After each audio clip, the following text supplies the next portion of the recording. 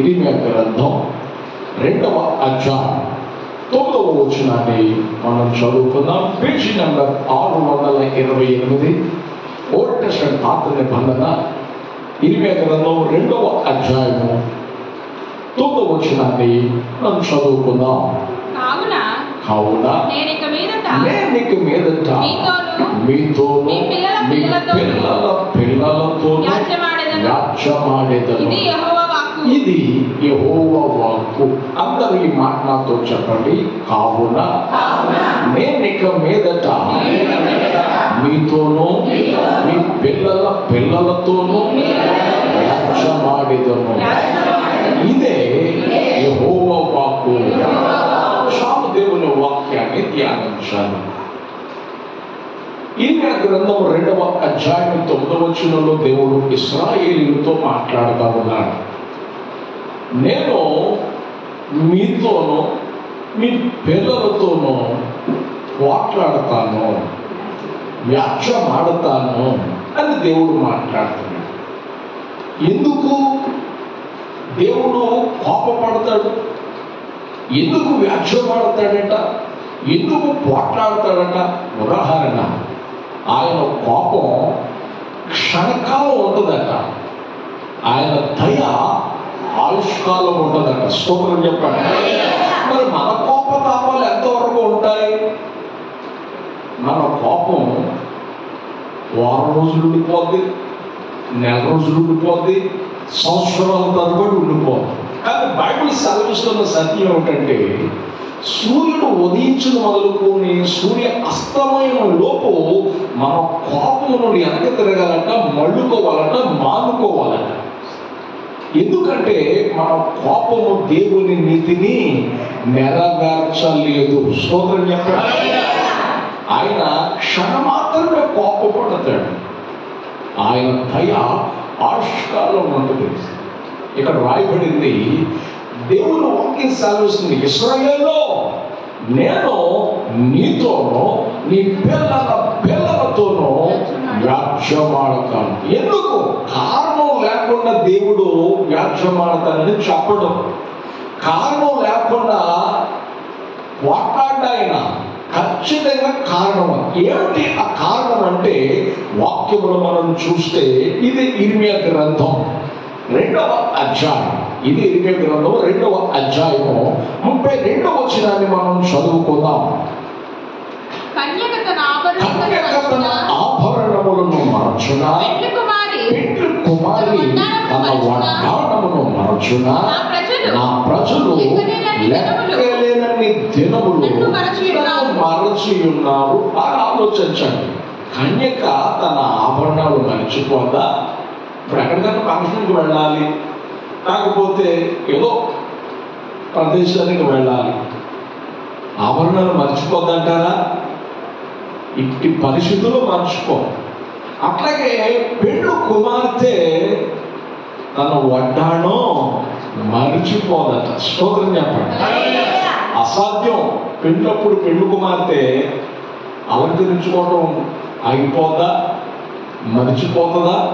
ఆభరణాలు ధరించుకోవటం మరిచిపోతుందా? వడ్డాణం మరిచిపోతుందా? మరిచిపోదు కదా. కానీ ఈ ఇశ్రాయేలు లెక్క లేనన్ని సార్లు నన్ను మర్చిపోయాడు. అంటే కౌంట్ చేయలేకపోతున్నాడు దేవుడు. అంటే ఎన్నిసార్లు ఇశ్రాయేలు దేవుణ్ణి మరిచిపోయాడు? లెక్క లేదట. ఇశ్రాయేలు మర్చిపోవడానికి లెక్క లేదట. లెక్క లేనన్ని సార్లు ఇశ్రాయేలు దేవుణ్ణి మరచిపోయాడట. ఏమండి, ఒక మాట, మరచిపోయాడంటే వీళ్ళు మరచిపోయారు. దేవుడు ఏమి చేయక మరచిపోయాడంటారా? దేవుడు ఏమి ఇవ్వక దేవుణ్ణి మరచిపోయారంటారా? కాదు కాదు. బైబిల్ సెలవిస్తుంది. వాక్యములు మనం చదివితే యెషయా గ్రంథం 1వ అధ్యాయం 1-2 వచనాలు మనం చదువుకుంటే బైబిల్ సెలవిస్తుంది. యెషయా గ్రంథం 1వ అధ్యాయం 1-2 వచనాలు మనం చదువుకుందాం. చదవండి. యోతాము, ఆహాజు, హిజ్కియా అనే యూదా రాజుల దినములలో యూదాను గూర్చియు యెరూషలేమును గూర్చియు ఆమోజు దర్శనము. ఆ. యెహోవా మాట్లాడుచున్నాడు. యెహోవా మాటలాడుచున్నాడు. ఆకాశమా ఆకాశమా ఆలకించుము, భూమి భూమి చెవియొగ్గుము. చెవియొగ్గుము. నేను పిల్లలను పెంచి నేను పిల్లలను పెంచి గొప్పవారినిగా చేసితిని. గొప్పవారినిగా చేసి తిని వారు నా మీద వారు తిరుగుబడి నా మీద తిరుగుబడి ఉన్నారు. స్తోత్రం చెప్పండి. బాగా ఆలోచించండి. నేను పిల్లల్ని ఏం చేశాను? పెంచి గొప్పవారినిగా. పెంచి గొప్పవారిగా చేశాను. బాగా ఆలోచించాలి. ఇక్కడ కట్టని కోటలిచ్చి, నాటని తోటలిచ్చి, నింపని ద్రవ్యాన్నిచ్చి వారి స్థాయిలు స్థితులు మార్చాం. అయితే రెక్కలు వచ్చాక స్థాయిలు స్థితులు వారు పెరిగిన తరువాత వారు ఏం చేశారంటే నన్ను మరిచిపోయారు. ఏం చేశారండి? చెప్పాలి గట్టిగా. ఎన్నకట్టు స్థితిని ఎప్పుడు మరిచిపోలేదు, మరిచిపోకూడదు. ఐగుప్తు దేశంలో 430 సంవత్సరాలు బానిసత్వంలో మగ్గిపోయారు ఇశ్రాయేలీయులు. ఐగుప్తు దేశంలో ఏమైపోయారు? ఐగుప్తు దేశంలో 430 సంవత్సరాలు బానిసత్వంలో మగ్గిపోయారు. తినడానికి తిండి లేదు, నిద్రపోవడానికి సమయం లేదు. చాకరీ చేస్తూనే చనిపోతూ వచ్చారు చాలా మంది. అంత భయంకరమైన పరిస్థితి ఇశ్రాయేలీయులకు సంభవించింది. ఆ పరిస్థితిని వారు మరిచిపోయారు. ఇప్పుడు అన్నం దొరికిన తర్వాత వెనకటి స్థితిని మరిచిపోయారు. సహజంగా మనుషుడు అంతే. అన్నం దొరికిన తర్వాత వెనకటి స్థితి వెనక స్థితిని జ్ఞాపకం చేసుకోరు. అది మంచి పద్ధతి కాదు. ఒక రాజు దగ్గర ఒక మంత్రి పని చేస్తున్నాడట. అప్పుడు రాజుగారికి మంచి స్నేహితుడు. కానీ ఈ స్నేహితుడు, ఈ మంత్రి అనేటువంటి వ్యక్తి చాలా పేదవాడు. ఎలా అడుక్కునే స్థాయిలో ఉన్నారు. ఈ బుచ్చులు ఏమిటి, ఇల్లు ఏంటి, వస్త్రాలు ఏమిటి, నా స్నేహితులు ఇంట్లో ఉంటావా రా అని చెప్పేసి రాజుగారు అతను ఆహ్వానించి ఆ రాజుగారి ఆస్థానంలో కూడా ఒక మంత్రి కూడా చెప్పాట. మంత్రి ఒక దగ్గర మొదలుకొని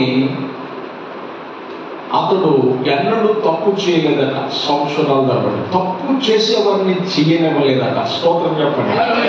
తప్పు చేసేవారిని చేయనివ్వలేదు. అయితే రాజుగారు అతని ఇంటికి ఆహ్వానించేటప్పుడు చిరుగుపోయిన వస్త్రం, అతని గిన్నె, ఒక బీరువా ఇంటికి తీసుకొచ్చుకున్నాడు. రాజుగారు గది ఇచ్చాడు. ఆ గదిలోకి వచ్చాడు. ఆ గదిలోకి వచ్చి రోజు వచ్చి బీరువా తలుపులు తెరిచి రోజు చూసుకుంటుండేవాడట. ఈ మంత్రి ఏమిటి రోజు వెళ్తాడు 2 సంవత్సరాల తరబడి, ఇన్ని సంవత్సరాలైనా అసలు ఆ గదిలోకి వెళ్తాను అంటాడు, బీరువు తెరుస్తాను అంటాడు, ఏమిటి అని చెప్పేసి అందరూ కూడా నిఘా చేసి చూస్తున్నారట. రాజుగారు కూడా చెప్పారట, రాజుగారు వీళ్ళని తినవట్లేదుగా, వీళ్ళందరూ కూడా కుట్ర మనసు అన్నారట. ఇదిగో ఇతడు నువ్వు ఇచ్చిన జీతం కాక ఇంకా రకరకాలుగా జీతాలు మిగిల్చుకుని ప్రతి దానిలో డబ్బు మిగిల్చుకుని బీరోలో పెట్టుకుంటున్నాడు. తన గదులు పెట్టుకుంటున్నాడు. తన గదంతా డబ్బుతో నింపబడి ఉంటుంది. వజ్రాలు వైడీలతో నింపబడి ఉంటుంది. ఆ బీరువా అంతా కూడా తన ధనంతో నింపబడినట్టు ఉంటాయి. రాజా ఈ ఆస్తి అక్కడి నుంచి వచ్చి చూడండి అని చెప్పేసి అందరూ రకరకాలుగా మరి పుకార్లు ఉండేగా పుకార్లు షికారులు చేసి రాజుగారు చెవులు పడితే రాజుగారు కూడా అగ్గులు గుగ్గులు పడి పాముతో లేచి, ఏమయ్యా మంత్రి, నువ్వు చేసే పని నాకు నచ్చలేదన్న. చెప్పుడు మాటలు బాగుంటుంది కదా, నిజ సత్యాలు ఆ సత్యం మీద అసత్యం మీద గ్రహించుకోవాలిగా. రాజుగారు కూడా తొందరపడి మాట్లాడాడు. పద, నీ రూమ్ చెక్ చేయాలి, నీ బీరువా చెక్ చేయాలి అని చెప్పేసి రాజుగారు మంత్రులు తీసుకుని జనాలు తీసుకుని గది దగ్గరకు వచ్చాడు. గది అంతా ఎదిగితే ఏమీ లేదట. బీరువా తెరిచి చూస్తే రాజుగారు ఇచ్చిన జీతాలు తప్ప అందులో నయా పైసా కనబడలేదట.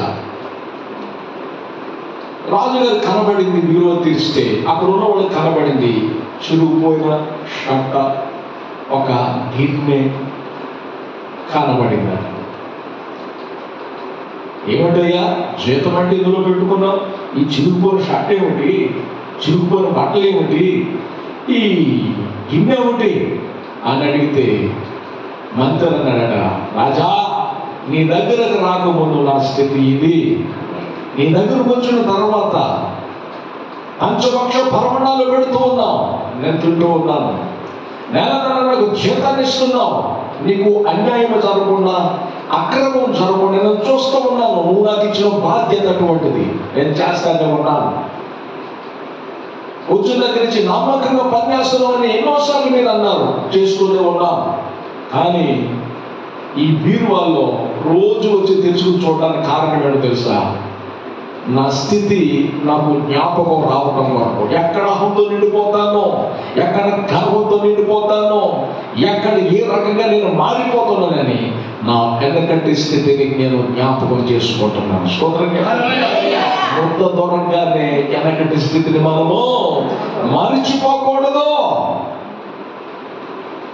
అందుకే వాక్యం సెలవిస్తుంది, నేను పిల్లలను పెంచాను, నా సొంతుగా చేసుకున్నాను, నా రక్తంలో కడిగాను, నా రక్తం చేత పవిత్రపరిచి ప్రత్యేక పరిచాను.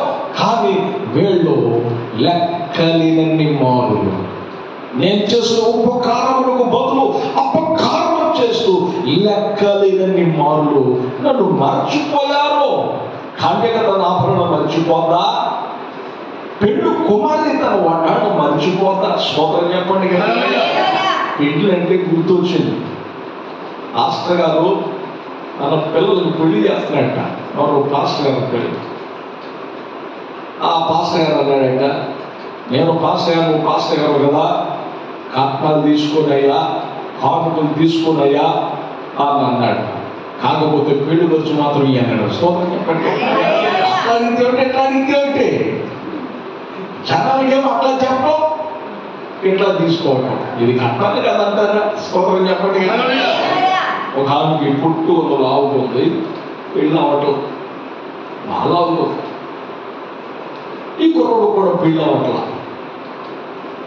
ఆ సంబంధం చెప్పి ఈ సంబంధం చెప్పి కుదిరింది. ఈయన అన్నాడట, మా అబ్బాయికి నయా పైసా కట్నం వద్దు, ఆ ఇచ్చే స్థానం కూడా మాకు లేదయ్యా.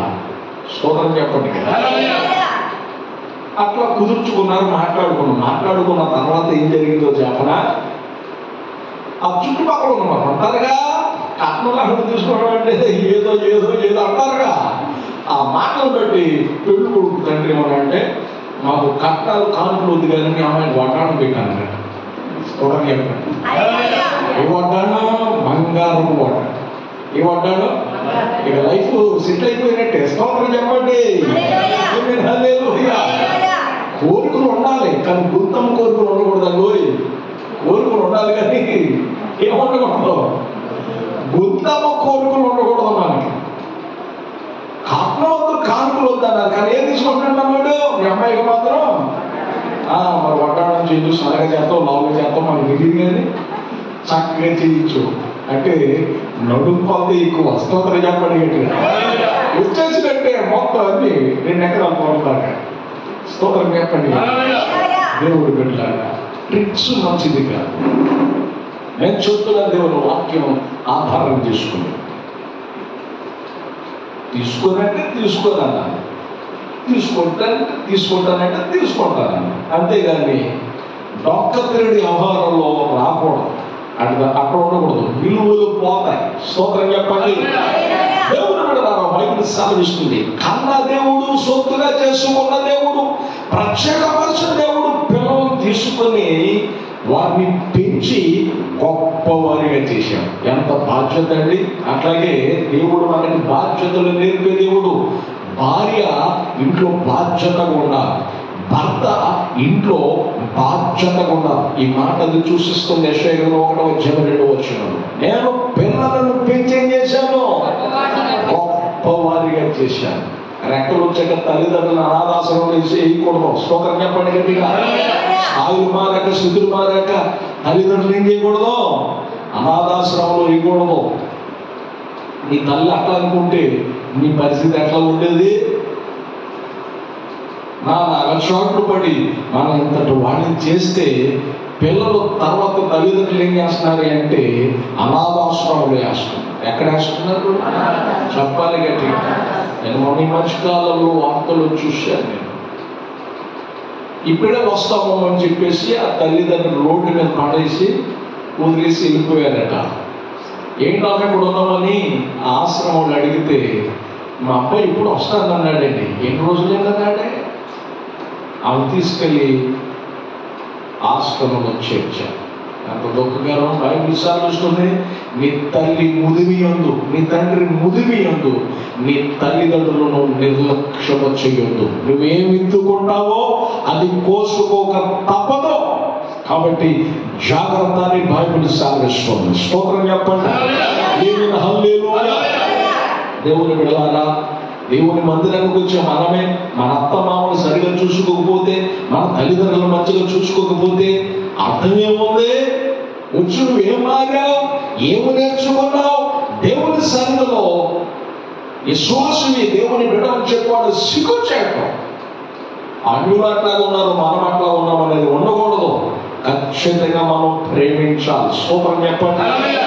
తల్లిదండ్రులైతే ఒకటి, నీ అత్తమామలైతే ఒకటా అట్లా అనుకోకూడదు. నీ తల్లిదండ్రులతో నీ అత్తమామలు కూడా అంతే. స్తోత్రం చెప్పండి. కాబట్టి దేవుని బిడ్డలారా, వాక్యశాలు నీ పిల్లలను పెంచి గొప్పవారిగా చేశాను. కానీ గొప్పవారిగా చేస్తే వీళ్ళు ఏం చేశారు? లెక్కలేనన్ని మారులు నన్ను ఏం చేశారు? మరచిపోయావు. మరచిపోవడమే కాదు, ఇంకొక మాట నేను మీతో చదివిస్తా. 78వ కీర్తన 40వ చరణం 41వ చరణం మనం చదువుకుందాం. 78వ కీర్తన 40వ చరణం 41వ చరణం మనం చదువుకుందాం. అరణ్యమున వారు ఆయన మీద చూసారా? కౌంటింగ్ లేదో, ఎన్నో మారులు తిరుగబడింది. ఎడారి యందు ఆయనను ఎన్నో మారులు దుఃఖపెట్టిరి. మాటి మాటికి వారు దేవుని శోధించేది.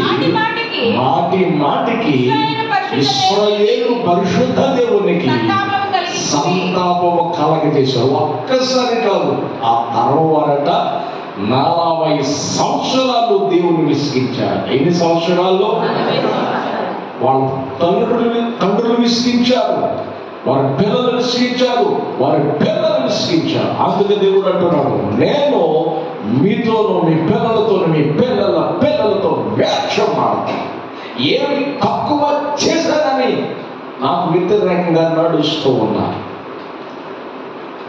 ఏ మేలు చేయలేదని నాకు వ్యతిరేకంగా మీరు నడుచుకుంటున్నారు. కాబట్టి నేను వ్యాఖ్యం ఆడతాను. ఏం చేస్తాడట? చెప్పాలి గట్టిగా. వ్యాఖ్యం ఆడతానని దేవుడు అంటున్నాడు. ఒక మాట మనం చదువుకుంటే, ఇశ్రాయేలుని దేవుడు ఐగుప్తు నుండి తీసుకొచ్చి వాక్యంలో రాయబడింది. ఆ మాట చదువుకుందాం. ఇదే ఇర్మీయా గ్రంథం 2వ అధ్యాయం 7వ వచనం మనం చదువుకుందాం. ఇర్మీయా గ్రంథం 2వ అధ్యాయం 7వ వచనం. దాని ఫలములను శ్రేష్ఠ పదార్థములను తినునట్లు నేను ఫలవంతమైన దేశంలోనికి నిన్ను రప్పింపగా మీరు ప్రవేశించి నా దేశమును అపవిత్రపరచి నా స్వాస్యమును హేయమైనదిగా చేసేదని. బాగా ఆలోచించండి. ఐగుప్తు నుండి దేవుడు నడిపించి దేశాన్ని పవిత్రపరిచి ఆ దేశం మీద దేవుడు పగలు రాత్రి తన కను దృష్టి ఉంచాడట. స్తోత్రం చెప్పండి. పవిత్రపరిచి ఆ దేశాన్ని, ఆ దేశంలో వృక్ష ఫలాలు, ఆ దేశంలో సర్వ సంపదలు, ఆ దేశంలో ఉన్నటువంటి కరువు అనేది లేని ఆ స్థితిని దేవుడు వారికి ఇస్తే, వారు దేవుడిచ్చిన దానిని అపవిత్రపరిచారట. ఏం చేశారట? చెప్పాలి గట్టిగా. డబ్బు ఎక్కువైపోతే చాలా మందికి విగ్రహారాధన ఎక్కువైపోతాం. విగ్రహారాధన ఉరితాడు లాంటిదని హెస్కేల్ గ్రంథంలో ఉన్నాయి. విగ్రహారాధన ఎటువంటిది? మనకి ఉరితాడు లాంటిదని బైబిల్ ఆధారం ఉంది. చాలా మంది అంటారు తాగకూడదని భాష ఉందా? బైబిల్లో ఉన్న ఆధారం. సినిమాలు చూడకూడదని బైబిల్ ఉంది ఆధారం. వాక్యాధారాలు ఉన్నాయి. దేవుడు వర్తమాన భూత భవిష్యత్తు కాలాల్లో ఉన్నవాడు, ఆయనకు అన్నీ తెలుసు. అందుకని ముందే రాశాడు ఆయన. స్తోత్రం. చదవగా అది లేదు ఇది లేదు అనుకుంటా, ఖచ్చితంగా ఉంది. నువ్వు రహస్యంగా తాగుతున్నా, బంగారబయలుగా తాగుతున్నా, దేవునికి తెలుసు. స్తోత్రం చెప్పండి. నీ కళ్ళు కప్పొచ్చు, నువ్వు నా కళ్ళు కావచ్చు కప్పొచ్చు, కానీ దేవుడి కళ్ళు కప్పగలవా? చెప్పండి గట్టిగా. దేవుడి కళ్ళు కప్పలేము. దేవుడి నుండి దాటిపోలేము, దేవుడి నుండి తప్పించుకోలేము. దేవుడు ఆకాశం నుండి తొంగి చూస్తే పాతాళపు అగాధపు అడుగు బాగా తేటగా కనబడుతుందట. మరి నీ హృదయం దేవునికి తెలియదా? నీ మనసు దేవునికి తెలియదా? మన దేవునికి తెలుసు. నేను నీ నుండి తప్పించుకోవచ్చు, నువ్వు నా నుండి తప్పించుకోవచ్చు, కానీ దేవుని నుండి మాత్రం మనం ఏం చేయలేము, తప్పించుకోలేము. రెండోది, మన మనస్సాక్షి నుంచి మనం తప్పించుకోలేము. నువ్వు తప్పు చేస్తున్నావు అని అంటది. కాబట్టి జాగ్రత్త పడాలి. బైబిల్ సెలవిస్తున్న సత్యం ఇదిగో, ఫలవంతమైన ఆ శ్రేష్ఠ పదార్థములను తినట్లు నేను వారి దేశంలో ప్రవేశపెట్టి పరిశుద్ధపరిస్తే ఈ దేశాన్ని ఏం చేశారు? వీళ్ళు అపవిత్రం చేసేసారు, హేయమైనదిగా చేసేసారు. ఆ ఐగుప్తు దేశంలో వచ్చి వీళ్ళని నమ్మి వాళ్ళని ఎంత చక్కటి సాక్షి నుంచి నడిపించాడో చెప్పన. ఇంకొక మాట చదువుకుందాం. ఇది ఇర్మియా గ్రంథం 2వ అధ్యాయము 21 వచనాన్ని మనం చదువుకుందాం. శ్రేష్టమైన ద్రాక్షావల్లి వంటి దానిగా నేను నిన్ను నాటి తిని, కేవలము నిక్కమైన విత్తనము వలని చెట్టు వంటి దానిగా నిన్ను నాటి తిని, నాకు ఆ జాతిహీనము ద్రాక్షావల్లి వలె నీ వెళ్ళు భ్రష్ట సంతానమైతివి. బాగా ఆలోచించండి. నిక్కమైన దానవని, నిక్కమైన వాడవని తమను తాను పరిచయం చేసుకుని ఆయన నిన్ను ప్రత్యేకించి నిన్ను పిలుచుకొని దేవుడు నిన్ను నడిపిస్తే నీవు కావు ద్రాక్షల కాస్తున్నావు. ఫలాలు ఫలించవలసింది పోయి, మంచి ఫలాలు ఫలించవలసింది పోయి కావు ద్రాక్షలు అంటే పిచ్చి పళ్ళు, తినదగినవి కావు. జాతిహీనపు స్థితి. నువ్వు అట్లా చేసే భ్రష్ట సంతానం అయిపోయి ఏమైపోయావండి? చెప్పాలి గట్టిగా. భ్రష్ట సంతానం అయిపోయావు. నీ నుండి నా నుండి మంచి ఫలాలు ఆశిస్తూ ఉన్నాడు దేవుడు. రక్షించబడ్డావు, నీ రక్షణకు తగ్గ ఫలాలు ఏవి? మారు మనసు వచ్చింది, మారు మనసు తగిన ఫలాలు ఏవి? పరిశుద్ధాత్మ అభిషేకాన్ని పొందావు, దానికి తగిన ఫలాలు ఏవి? నీతి జీవితం ఏది? పరిశుద్ధ జీవితం ఏది? పవిత్ర జీవితం ఏది? ఆత్మీయ అనుభవాలు ఏవి? ఆత్మీయ జీవితం ఏది? ఒకసారి ఆలోచించండి. దేవుడు మన నుండి ఆశిస్తున్నాడు, మంచి ఫలాలు చూస్తున్నాడు. ఏ ఫలాలంటే చెప్పాలి గట్టిగా. మన బిడ్డలు మాకులాగా కూలినాలి పని చేసుకోకూడదు, మంచి స్థాయిలో ఉండాలని రెక్కలు ముక్కలు చేసుకుని మన బిడ్డలు మనం చదివిస్తున్నాం. సెల్ కావాలంటే సెల్ ఇస్తున్నాం, అవునా కదా? చెప్పండి గట్టిగా. వాళ్ళకి అవసరం కాబట్టి సెల్ ఇస్తున్నాం. చదువులో సెల్ ఇచ్చారు కాదని చెప్పేసి నేను వార్తలు చూశాను. కాలేజీకి వెళ్తే కాలేజీలోకి ఆ బ్యాగులు బాటిల్ పట్టుకెళ్ళాడట, బీరు బాటిల్. ఏం పట్టుకెళ్ళాడట? ఊరు విచిత్రంగా ఇట్లా తయారైంది యూత్. కాలేజీని వంక చెప్పి అక్కడికి వెళ్ళిపోయి కాలేజీలోకి వెళ్ళకోకుండా సెల్ పట్టుకుని తిరుగుతా. సెల్ ఉదయం మొదలుకొని సాయంత్రం దాకా సెల్ చూసుకుంటా కాలాన్ని గడిపే కాలంలో మనం ఉన్నాం. సకల పాపం సెలవులోనే ఉంది. సెలవులో సుళ్ళు కబుర్లు అయిపోయింది. సెలవులు ఏమైపోయినండి? చెప్పాలి గట్టిగా. సెలవులో సుళ్ళు కబుర్లు ఎక్కువైపోయింది. సెల ఇదిగో ఆవల నిక్కర్సులు జరుగుతుంది. సెలలో 75 వయసులు అక్కడంగా జరుగుతుంది. ఎంత నాశనమో. మంచిగా ఉపయోగించుకుంటే మంచిగా ఉపయోగపడుతుంది, చెడుకు ఉపయోగించుకున్న అంత చెడేనండి. అందులో చూస్తా ఉంటాం, ఏవేమో ఎదురవుతూ ఉంటాయి, దాటేసేయాలి. అంతేగాని అన్నట్టున్నాం అనుకో, మీ నోట్లకి వెళ్ళిపోతే పేదలు ఎక్కట్టేస్తాయి. స్తోత్రం చెప్పండి గట్టిగా. హల్లెలూయా. జాగ్రత్త పడాలా. పాపానికి ఈరోజు చాలా అనుకూలం ఉన్నటువంటి రోజులు. జాగ్రత్త. ఎవరిన పిల్లలారా, ఎవరిన బిడ్డలారా, సేలను ఎంతవరకు ఉపయోగించాలి అంతవరకు ఉపయోగించాలి. దేనితోనూ ప్రభావితం కాకూడదు. దేనితోనైనా ప్రభావితం అయ్యేవంటి అది నిన్ను పిచ్చోడిగా చేసేస్తాను. ఓ సామెత ఉంది, 20 సంవత్సరాలు తల్లిదండ్రులు కనిపించి నిన్ను ప్రయోజకుని చేస్తే 20 నిమిషాల ప్రేయసి ప్రేమ ఎదవని చేస్తుందట. ఏం చేస్తుందట? చెప్పండి గట్టిగా. 20 నిమిషాల ప్రేయసి ప్రేమ ఏం చేస్తుంది? ఎదవని చేస్తుందట. చూడగానే ప్రేమించేస్తారు. యేసు రక్తం నుంచి చూడగానే ఏం చేస్తారు? ప్రేమ అంటే అదా? అది కాదు. ప్రేమ కాదు, కామం. జాగ్రత్త. ఈ కామ వికారయుక్తమైన శ్రేష్టలు క్రీస్తు వైపు చూస్తే తొలగించబడతాయి. నువ్వు ప్రత్యేకించబడతావు, పరిశుద్ధపరచబడతావు. జాతి హీనపు కాయలు మనం కాయకూడదు.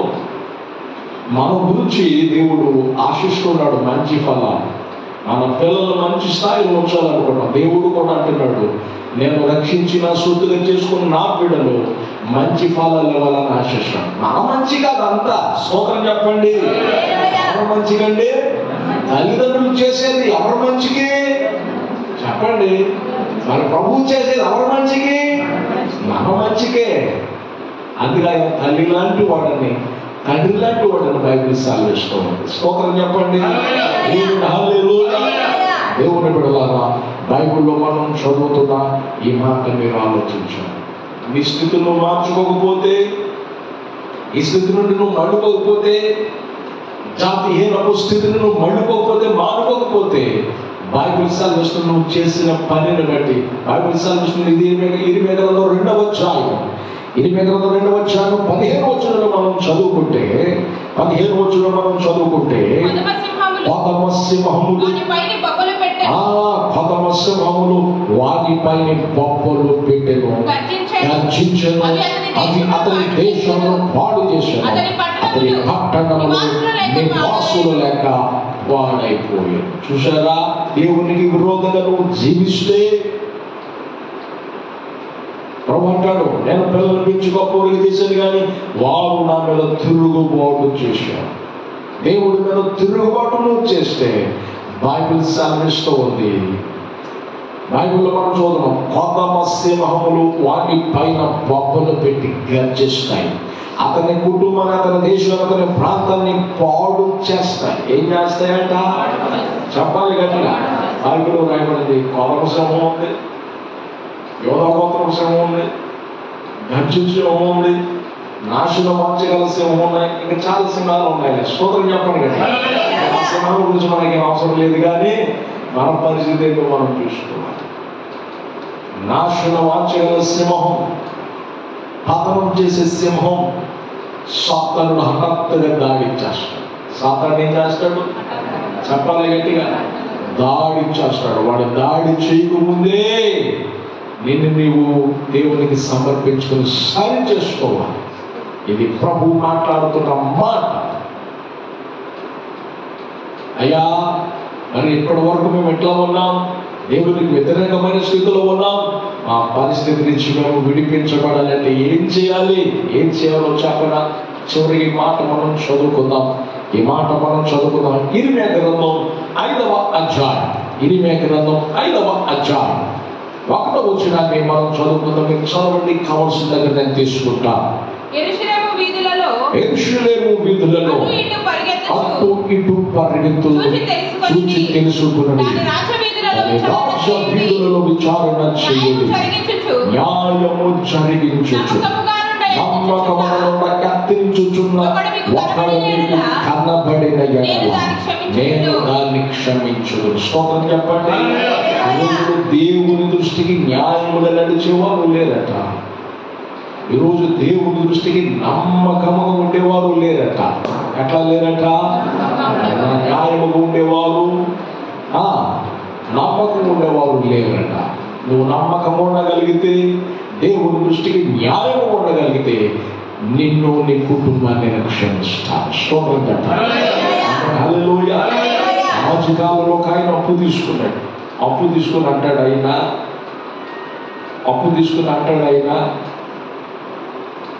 అప్పు తీసుకున్నాను తీర్చేది తర్వాత ఆయన చూడొచ్చాడని అడుగుతున్నారు కొంతమంది. ఎంత బాధ అనిపించింది. స్తోత్రం చెప్పండి. హల్లెలూయా. దేవుని బిడ్డలారా, అప్పు ఎట్లా తీసుకున్నావో అప్పు అట్లాగా అక్షరాలు ఇచ్చేసారు. అది వేరే వాడు సొమ్ము. ఎంత మంచిగా తీసుకుని అంత మంచిగా ఇచ్చేసారు. అంతేగాని మనం మరో రీతిలో మనం చేయాలి. ఇక బైబిల్ సెలవిస్తుంది ఇక్కడ, న్యాయముగా నడుచుకో, ధర్మముగా నడుచుకో, నమ్మకముగా ఉండు. ఎట్లా ఉండాలి? చెప్పాలి గట్టిగా. అప్పుడే నేను క్షమిస్తాను. దేవుని దృష్టికి నచ్చిన జీవితం, దేవుడు మెచ్చిన జీవితం మనకు అవసరం. లేకపోతే మనతో, మన పిల్లలతో వ్యాఖ్యానం అవుతాడు. నేను క్షమించాలి అని అంటే మీరు న్యాయముగా ఉండండి, నమ్మకముగా ఉండండి. స్తోత్రం చెప్పండి. ఎట్లా ఉండాలట? న్యాయంగా ఉండాలి, నమ్మకం ఉండాలి. దేవుడు సొదొమ గొమొర్రా పట్టణాన్ని నాశనం చేయడానికి వస్తే అబ్రహాము దగ్గరికి వచ్చాడు. అబ్రహాము, నేను సొదొమ గొమొర్రా పట్టణాన్ని నాశనం చేయడానికి వెళ్తున్నాను, నీ చెప్పకపోతే బాధపడతామని నీకు చెప్తున్నానంటే 3 రోజుల నుంచి అని ఆతిథ్యం ఇచ్చాడు. ఆతిథ్యం ఇచ్చిన దేవుడు అబ్రహాముకు చెప్తే అబ్రహాము అన్నాడు, ప్రభువా 50 మంది నీతిమంతుల పట్టణంలో ఉంటే దుష్టులతో పాటు ఆ పట్టణాన్ని నాశనం చేస్తావు నీతిమంతులు కూడా అని అడిగాడు. అంటే అబ్రహాము ఉద్దేశం ఏమిటి? ఆ ప్రాంతంలో లోతు ఉన్నాడు, తన తమ్ముడు కొనుక్కున్నాడు. ఆ లోతు ఉన్నాడే కానీ ఆ లోతు అబ్రహాము దగ్గర భక్తి నేర్చుకున్నాడు. అబ్రహాము జీవితాన్ని ఆదర్శంగా తీసుకున్న ఆయన ఆ ప్రాంతానికి వెళ్ళిన తర్వాత భక్తి మారిపోయింది. పేరు లోతే కానీ భక్తిలో లోతు లేదు. స్తోత్రం. పేరు లోతే కానీ భక్తిలో లోతు లేదు. ఎప్పుడైతే ఆ రీతిగా ఉన్నాడో అబ్రహాము అంటాడు, ప్రభువా 50 మంది నీతిమంతులు ఉంటే పట్టణాన్ని క్షమించవా అని అంటే 50 మందిని చూపించు. అబ్రహాము బ్రతుకులాడేది, ప్రార్థన చేసేది లోతు కొరకు. కానీ లోతు తన ఇంట్లోనే ప్రభావితం చేయలేకపోయాడట. స్తోత్రం చెప్పండి కదా. హల్లెలూయా. లోతు తన ఇంట్లోనే ప్రభావితం చేయలేకపోయాడు. చివరికి 5 నీతిమంతులు కూడా చూపించలేకపోయాడు. తన ప్రార్థన ద్వారా అనేక మందిని సంపాదించాలి. తన నీతి ద్వారా, నీతి మార్గము ద్వారా, తన మాదిరి ఆదర్శకరమైనటువంటి జీవితం ద్వారా అనేక మందిని మార్చి ప్రభు వైపు త్రిమ్మవలసింది పోయి అక్కడే లోకంతో తిరిగి పరిస్థితికి వచ్చేసాడు. మనం అట్లా ఉండకూడదు. దేవునికి ఎక్కడున్న నమ్మకంగా ఉండాలి, న్యాయంగా ఉండాలి, నమ్మకంగా ఉండాలి. ప్రయత్నిస్తే చాలు, నీ ప్రయత్నాన్ని కూడా ఆశీర్వదిస్తాను. స్తోత్రం చెప్పాలి. హల్లెలూయా. దేవుడి విషయంలో మనం నమ్మకంగా ఉంటున్నామా? ఒకసారి ఆలోచించండి. నమ్మకంగా ఉంటే నమ్మకమైన వారికి మెండైన దీవెన కలుగుతుంది. స్తోత్రం చెప్పండి. నమ్మకమైన వారికి ఏమొస్తుంది? మెండైన దీవెన కలుగుతుంది. కాబట్టి ప్రభు యందు నమ్మిక ఉంచాలి. ఏం చేయాలి? ప్రభు యందు నమ్మిక ఉంచాలి. నమ్మిక ఉంచగలిగితే దేవుడు అంటాడు, శిక్షించడానికి వచ్చిన యేసు శిక్షించడు. స్తోత్రం చెప్పండి. శిక్షించడానికి వచ్చిన యేసు ప్రభు ఏం చేయడు? చెప్పాలి గట్టిగా. శిక్షించడు. కాబట్టి దేవుని సందులో దేవునితో తిరుగుదాం. దేవుని కృప క్షమాపణలో మనం పొందుకుందాం. దేవుడి మాటలు దీవించును గాక.